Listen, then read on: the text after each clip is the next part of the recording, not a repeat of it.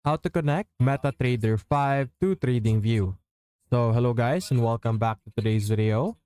Now, unfortunately, the only thing you could do with TradingView when you log into your MetaTrader 5 or MetaTrader 4 is to only view it. So you can't really do any trades even if you connect your MetaTrader 5. So there isn't much point for you to connect it. So what I would recommend that you do is to utilize your broker instead. So of course in MetaTrader 5 you have your broker, and over here in TradingView, look for trading panel over here below. It's typically found underneath over here.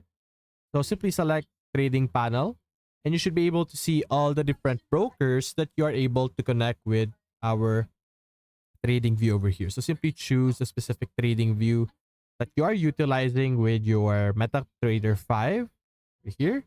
And that's how you will be able to connect it and have those to interact at least to a certain point. So that's basically it, guys. If you enjoyed this video, leave a like and subscribe. Thanks for watching.